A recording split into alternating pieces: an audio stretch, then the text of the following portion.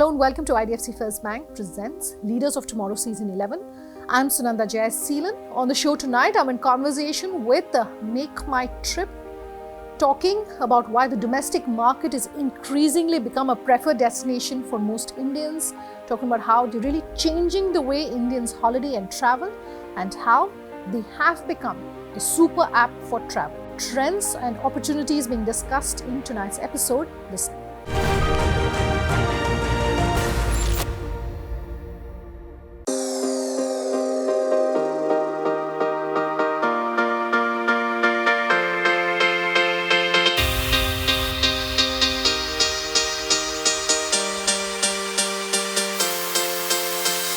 India is covered in beauty in all nooks and corners, which makes it one of the most popular travel destinations across the globe.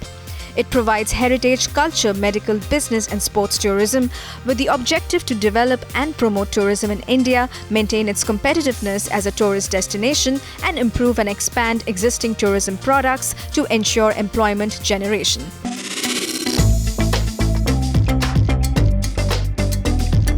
India's tourism and hospitality industry has emerged as one of the key drivers of growth. It is also the largest industry in India. According to reports, the Indian travel market is projected to reach $125 billion by 2027 from an estimated $75 billion in 2020.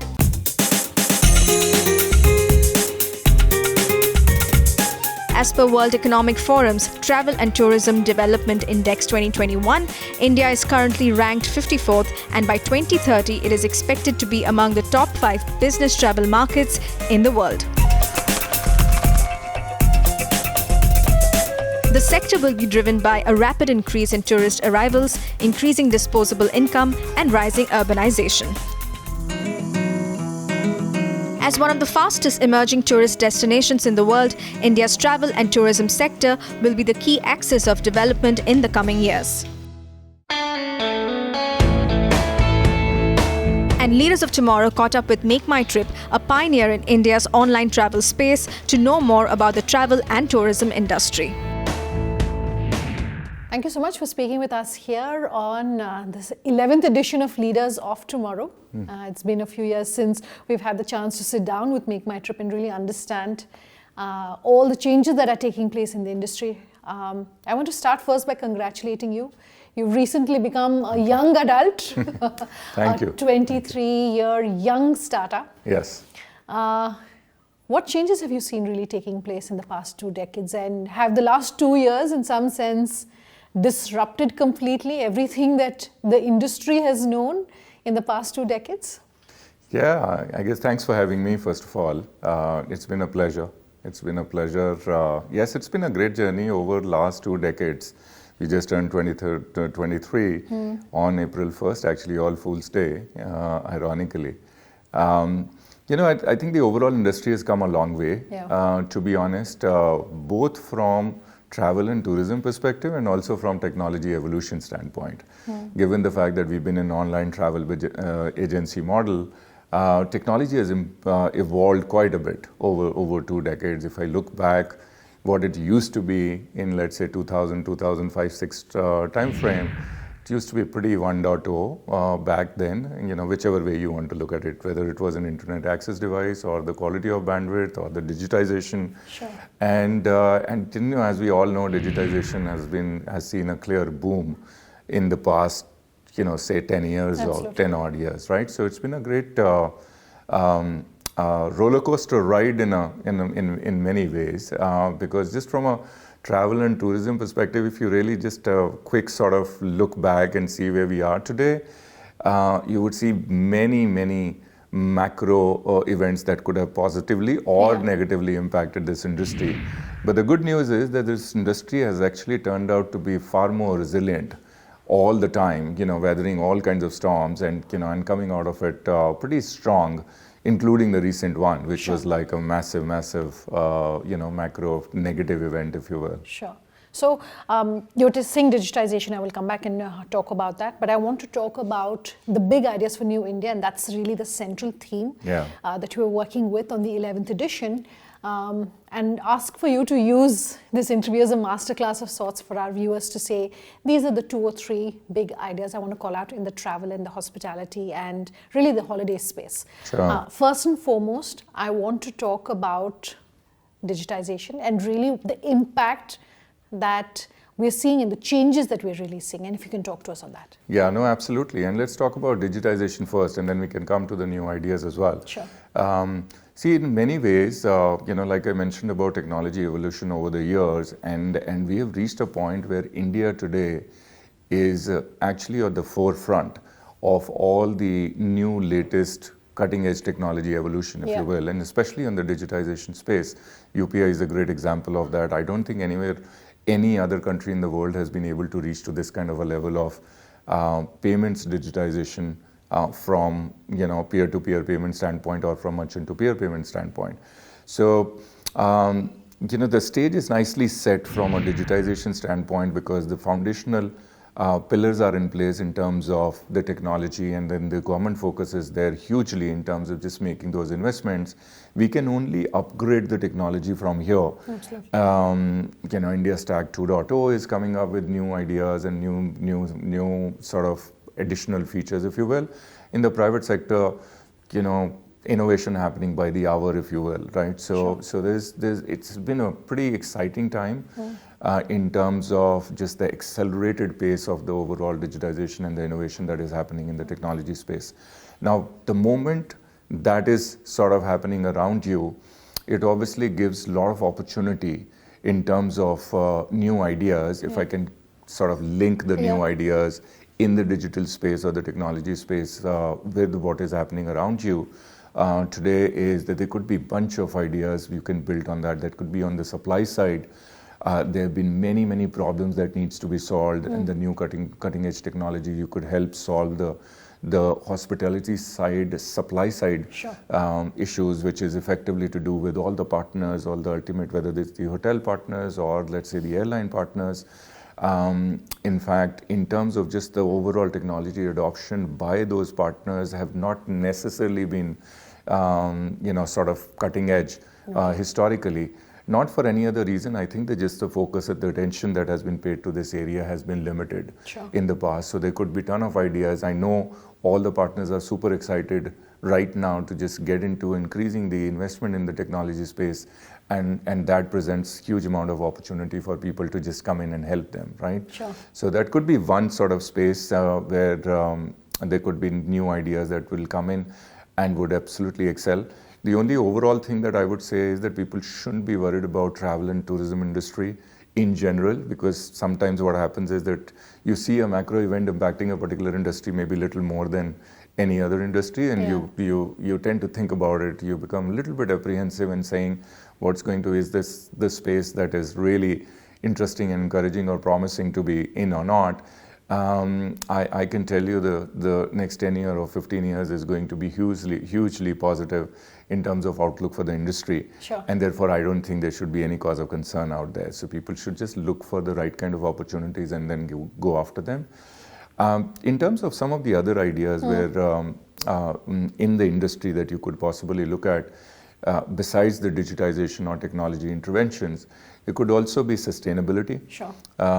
Because the fact remains that the world is going through a huge amount of growth, and this area is definitely one of the important areas. It's obviously got attention now, but a lot more execution still needs to happen.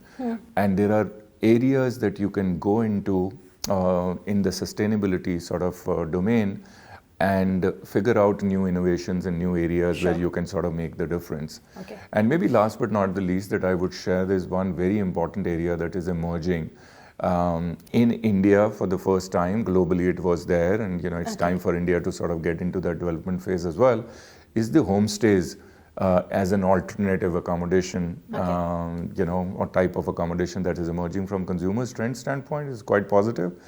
Even from the host standpoint, let's say anyone who owns a secondary house is very willing to in fact, not only from a commercial standpoint, but also from, overall standpoint, willing to sort of put it on rather than just going the conventional route of, leasing it out or renting it out, the property, as a typical, landowner or a house owner would do, is ready to put it up on our platform, on other platforms, to make sure that that gets actually used more for individual travelers and individual customers of different kinds, and coming in more as travelers rather than as tenants. Okay. Right? So that could be another area which is an emerging area, and there could be opportunities around it. Okay. I want to pick up on each of those points and push you a little deeper on, just talking about the opportunities. Yeah. First and foremost, let's talk about the domestic market and domestic travel as an area of opportunity for our entrepreneurs who are going to be watching this interview. Right. Your insights perhaps on, whether more Indians are exploring domestic options versus international options. Right. And what are the opportunities? Yeah, no, I think it's a great question. And what we saw, and maybe COVID should take some bit of a credit for that as well. So during COVID, the world was restricted, right? Yeah. And people started to sort of explore more and more India, more and more Bharat, if you will. And that has led to more and more interest developing in traveling within India. Not necessarily the mainstream destinations, but also the offbeat locations. Yeah. And I think linked to that point, as I was just mentioning, it's also the fact that if people are ready to experience and willing to actually explore and experience not necessarily a standard stay accommodation, which is the hotel, right? You know what to expect in a particular hotel, right? When you go and stay in a hotel. Yeah. But if you're ready to explore and saying, on an offbeat location, I may not have a hotel, which I'm pretty used to when I go to mainstream destinations, I'm willing to stay and experience an alternative accommodation, which could be a villa, which could be a homestay, which could be an apartment, and so on. That is becoming very, very interesting then, because that expands the market, and that expands the opportunity for domestic tourism growth. Because if we want to start otherwise with standard accommodations, and then think about the cycle that the hotels will have to come up first before that destination becomes popular, it will take many, many years for that destination to work. So I think from that perspective also, and the fact that the overall infrastructure is improving many fold, whether it is the aviation infrastructure in terms of new airports, the old airports getting more capacity, or in the form of more highways and the expressways coming and the roads are becoming better and better, or in the form of in-destination infrastructure, where there is more headroom of improvement, but I think the states are showing interest already. At least certain states are definitely showing more interest than the others in terms of just making improvements on the in-destination infrastructure as well. When you bring all of this together, I think there's a huge opportunity for domestic tourism industry in India. I'm going to take a quick break on that note. Much more on the other side with Rajesh Magow of MakeMyTrip. We are back in just a moment. Do stay tuned.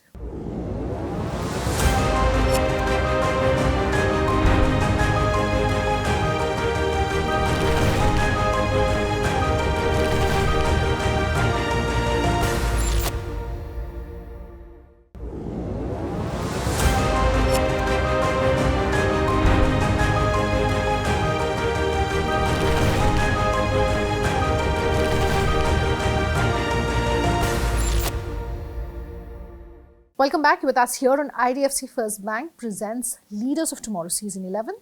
We're continuing our conversation with MakeMyTrip.